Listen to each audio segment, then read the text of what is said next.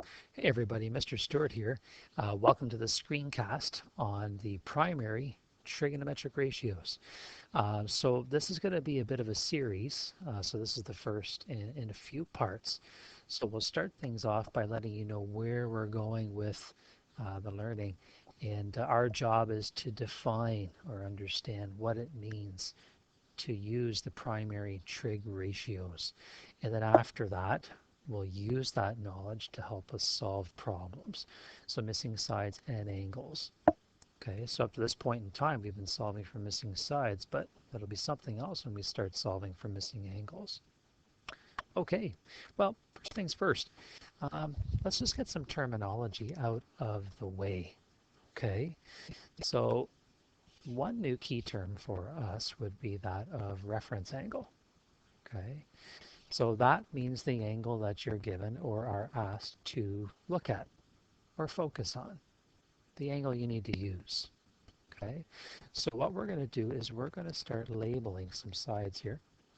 So I'm going to pull out a different color. Let's go with cyan. And apparently I've got a phone call coming in. So I'm going to see if I can pause this long enough and I'll be right back. Oh, sorry about that, everybody. Although I paused it and it didn't seem like I was gone, I just got a call from the main office from Miss Jones. So here we go, back in action. So where were we? Right.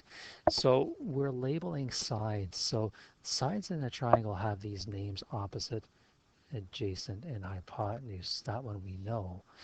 And let's add these new labels to our diagram here.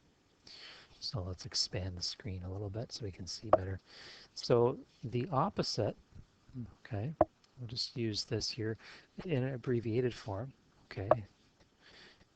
That is the side that is across from angle A, or the angle you're given. Always across from, okay. So I'm just going to write that here, across from, just as a way to remember, okay. The term adjacent, okay, let's bring that into play here. The term adjacent, it is the side that always helps form the angle. Okay, the angle we have here is A. The adjacent helps form the angle with the hypotenuse. So let's just say we could call that the helper, or helps form the angle. And last but not least, we have our hypotenuse, which we know. Okay. So let's see if we can practice this a little bit. What I'm going to ask you to do, and you'll probably be prompted here to do that, is I want you to consider how your labeling changes, or could change, with angle B as your reference angle. So if we were to take, I'll leave A there, but if we were to add B, so let me type this into space here. There we go.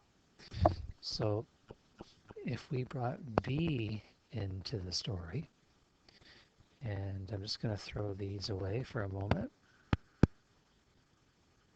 Okay. B is the reference angle.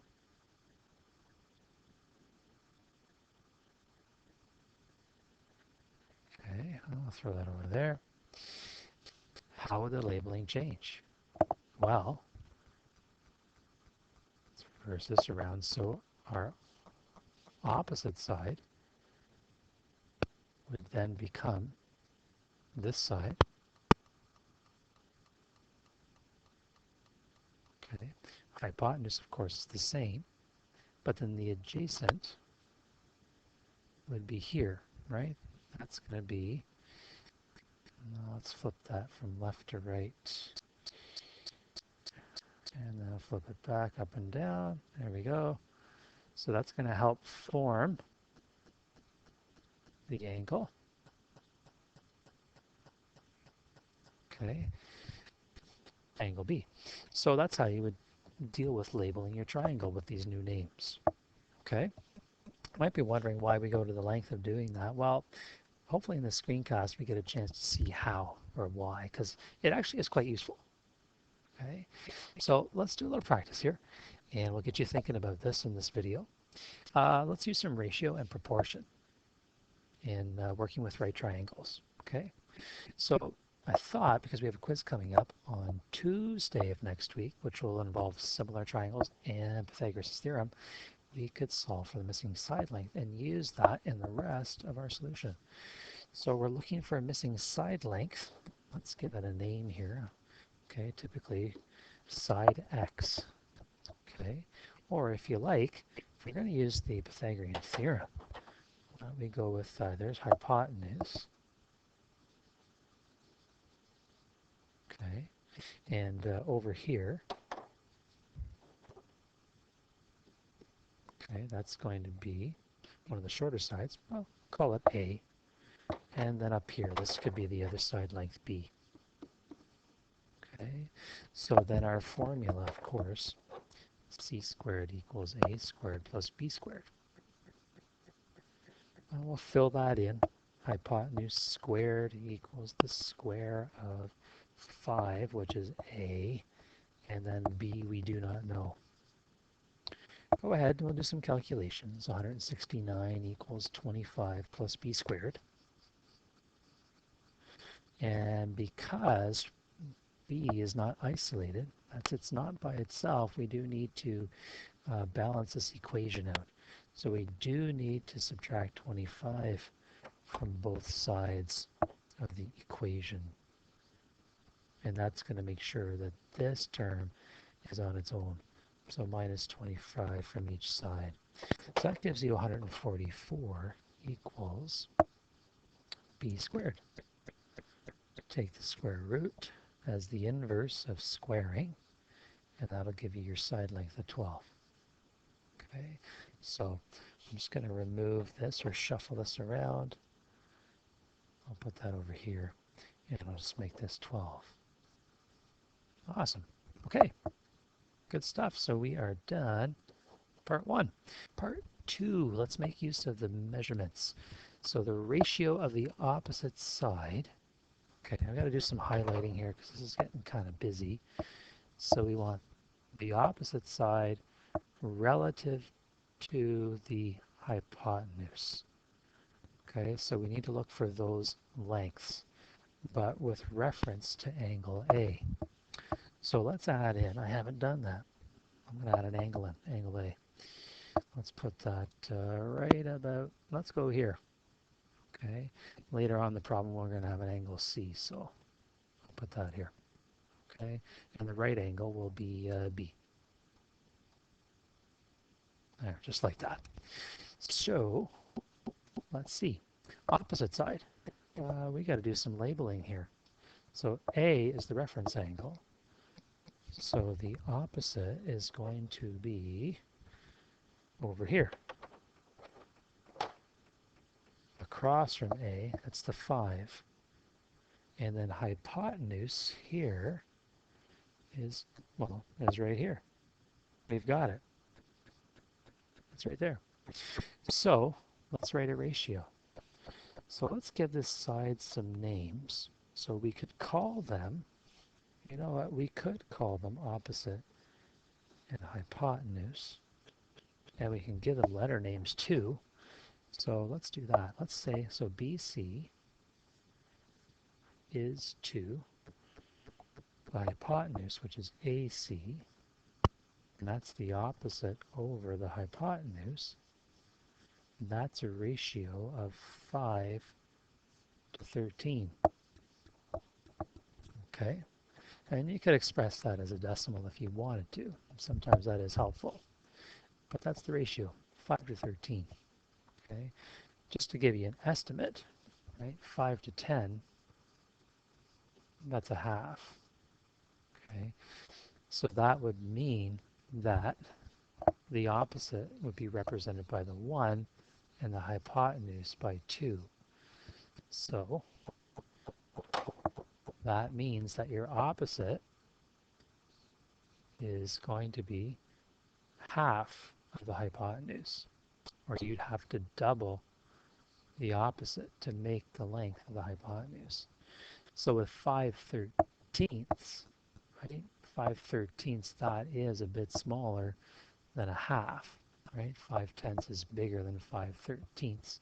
So you could imagine, okay, that to get from 5 to 13, you're going to need a little bit more than 2 lengths of the opposite to fit into that hypotenuse. So that's that notion of scale, or that use of ratio.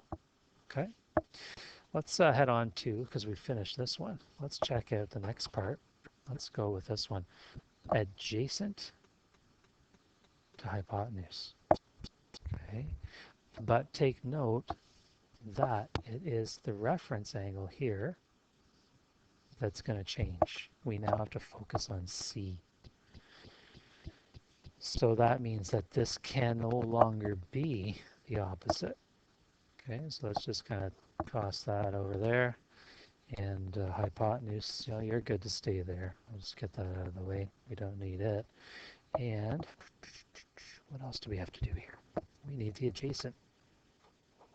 And that would be this one. This becomes the adjacent side. Okay, and then your opposite side, it ends up over here, because that's across from C. So let's write a ratio for that. So this was part 1. This is part 2A and part 2B. So let's compare the adjacent, which would be BC. Okay, to the hypotenuse again, which is AC. So it's the same ratio. Okay, which seems kind of strange, right? The same answer. How is that possible? Well, it's possible because we've changed the position of our reference angle. Okay, and in doing that, and depending on the ratio you're looking for, you could very well have the same answer. All right, well, let's see how we're doing for time. And then I want to show you a bit of a demo, and then we'll end it there. I'll try to keep it to about 10 minutes or so. So we look like we're at 12 minutes. That's quite a bit for a screencast. Let's end it at 15. I'm going to try not to go over that. Okay, so I'm going to show you a little sketch here in Geometry Sketchpad. And this is going to set us up for some future learning. So what I want you to notice is the following. Okay, so we have similar triangles. So one smaller one, just like in our math problems today in class, fit inside of a larger one. Notice that the angles here are equivalent. They're both 45s, and that's the angle down here that I'm pointing at. Okay. You can see our labels. We have our opposite, we have our hypotenuse, and scroll down, we have our adjacent here at the bottom. Okay. And also notice that I am calculating ratios. Opposite over hypotenuse, adjacent over hypotenuse, opposite over adjacent. And I'm using the side names, okay, like I had been before. And instead of writing it as a fraction, I've written it as a decimal. In fact, the program divided numerator by denominator and spit out an answer to 2 decimal places, right? To the nearest hundredth was the precision for rounding. So take a look at the ratios all the way across, okay? And the question is, if you change the reference angle, that is the size, not its position, I mean, what happens to the ratios of the corresponding sides? So let me change angle C a little bit. So let's make it about close to 40 degrees.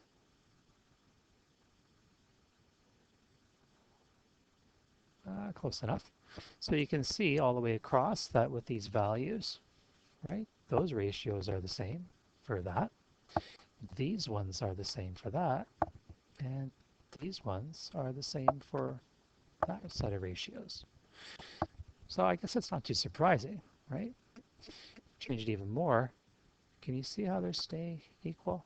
Even though the angle size is changing, here it's getting smaller. and smaller, and the ratios are changing. And that's due to the fact that we have similar triangles. So no matter how many we have, as long as they're similar, then those ratios of sides will always be the same. That's going to be pretty handy when we're solving problems. Okay, so we're just going to jump back to this part of the screencast and cursor forward in a moment. So what I want to tell you is that for the same reference angle, which in this case is angle A, the ratios of the corresponding sides right here are going to be equal. And you can see that all the way across right in here. Right, and these are the ratios of corresponding sides. The only difference now is that we're just giving them names. It makes it easier to sort of identify them. Okay? So this is where we get to defining what we call the primary trig ratios. So what I think we'll do is we'll end the screencast here at this point, and then the next one we'll pick it up here, and we'll add on a few more terms that are going to help us communicate our math more effectively here in our class. Okay, so hopefully you enjoyed the video. Enjoy your weekend, and if you have any questions about the material, be sure to let me know when I see you again Monday morning.